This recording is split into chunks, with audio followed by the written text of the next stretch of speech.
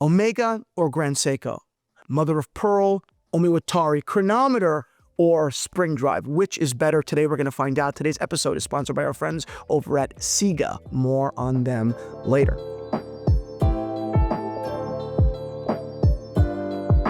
Today we are giving credit to two of my favorite brands, Omega and Grand Seiko. Two brands that are often talked about on this channel, but maybe not often enough. So I've got Grand Seiko Omiwatari, and we've got an Omega Seamaster chronometer with a remarkable mother of pearl dial. These watches have a bit in common, stainless steel watches with a similar dial palette, but really they are so dissimilar in every other way.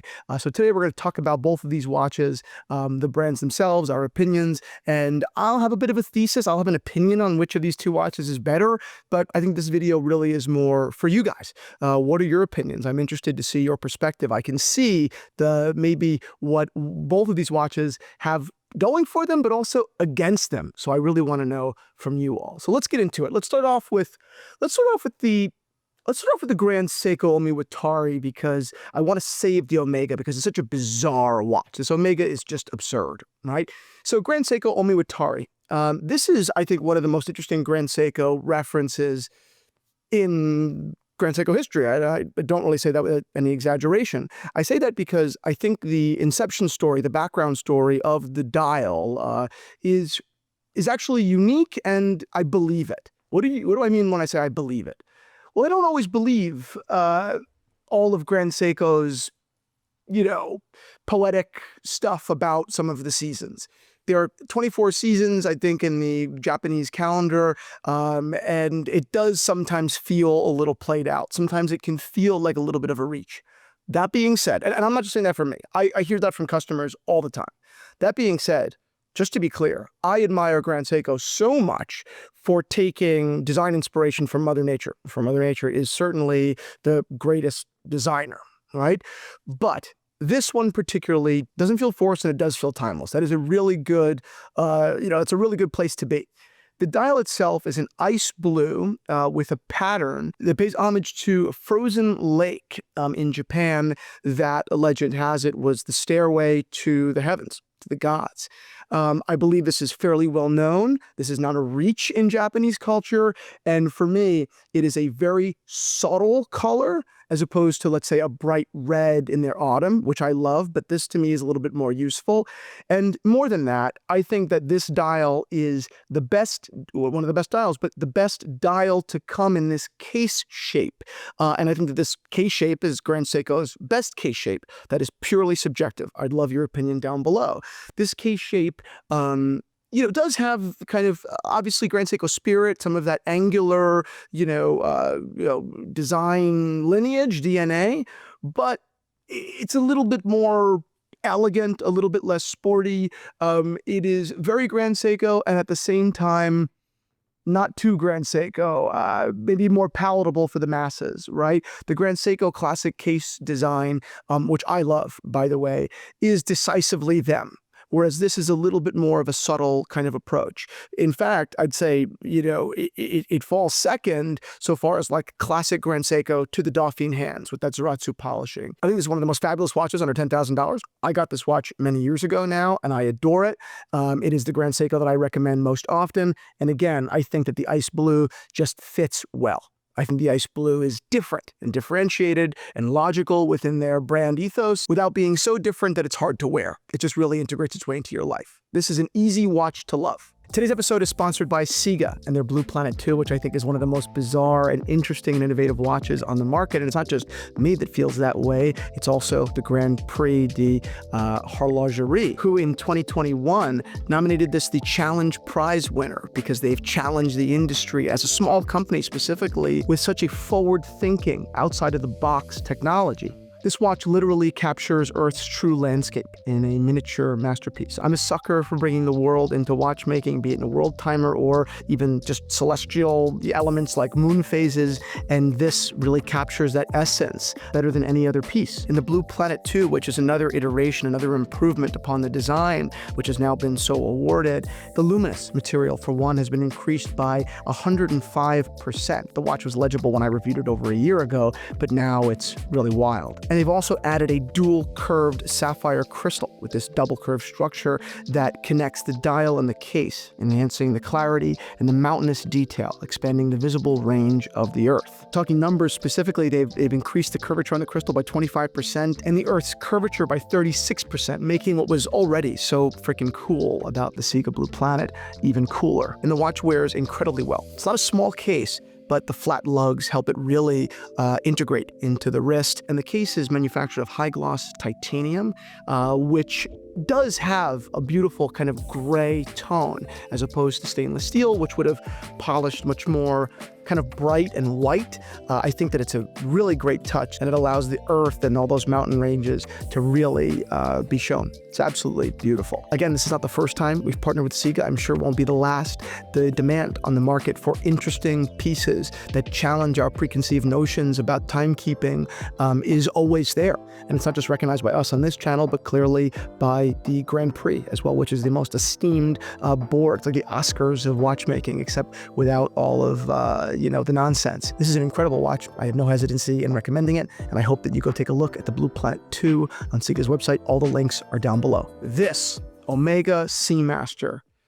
This Omega Seamaster, 36 millimeters in diameter, which, by the way, I'm going to lead off with something that maybe isn't a positive for many people. We're not used to Seamasters at 36. That's vintage Seamaster territory, but this is a modern example. I actually love the proportions of this piece. It's bizarre. It feels small. It does feel like a lady's watch, I'm not going to lie. And because the bezel is kind of thick, makes the dial smaller, so it even wears smaller than 36. That sounds bad.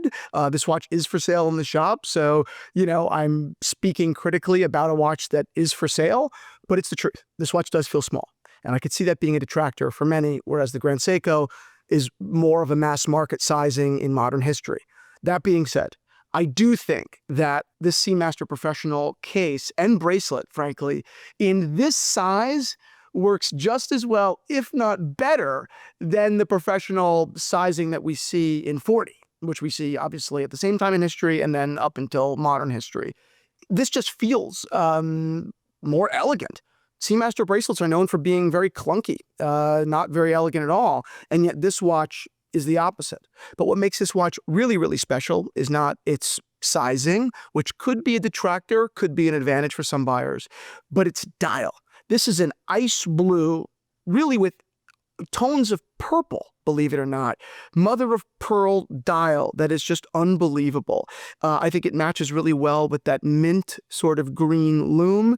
It has a chronometer movement, which I think is wild. Of course, it's not the spring drive movement that we see from Grand Seiko. It's not as innovative, right? This is not unique technology like Grand Seiko spring drive, but I do think it's amazing because when I saw this watch originally, I thought it was quartz, right? And then not only do we find out that it is automatic, but it's actually an automatic chronometer. So it's not going to really get much better than that. But really, again, the sizing, everything is great, the movement's great, but it's the dial. But this is a serious matter of preference, and I'm not going to be, ignorant and ignore that. Of course, I'm a salesman. Of course, I would love if someone bought this watch today. And I do personally think it's fabulous. But I understand that may be an opinion that is not held by many. A mother of pearl, and this is a good question. I want to hear some comments down below. Mother of pearl tends to be a kind of a divisive material. Is it feminine? What does it mean to be feminine? We can have a, conversation, and most of us can probably agree on, a certain feeling about something, but it's difficult to articulate sometimes. Why does Mother of Pearl feel feminine? Does it feel feminine? Do you disagree? Clearly, Mother of Pearl presents itself far more in women's collections from all brands, Longines, Omega, Patek Philippe, all brands up and down the spectrum from different houses.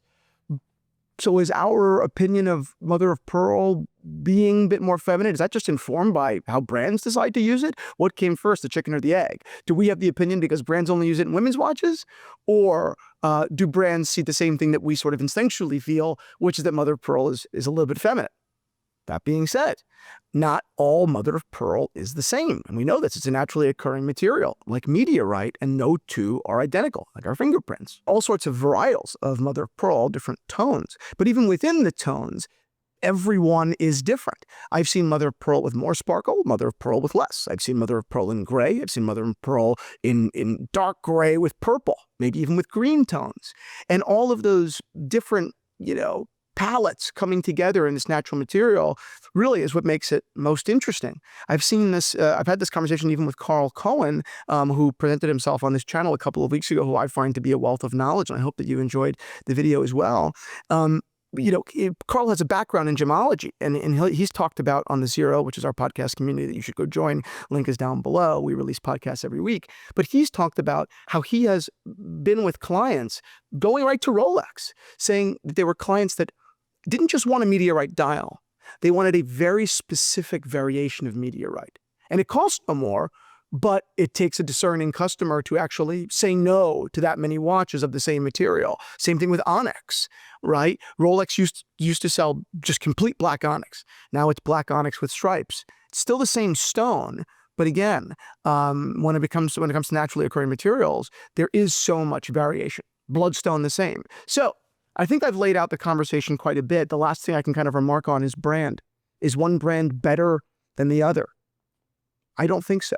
Is Grand Seiko better than Omega? Is Omega better than Grand Seiko? I'd love to make a video about it and puff it up and pretend as if it's a big debate, but I don't really think it is.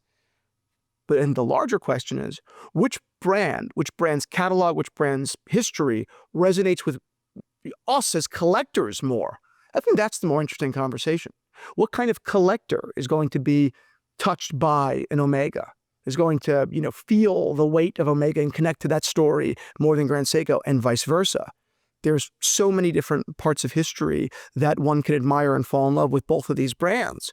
Technology on Grand Seiko, nature with Grand Seiko, Japanese craftsmanship with Grand Seiko.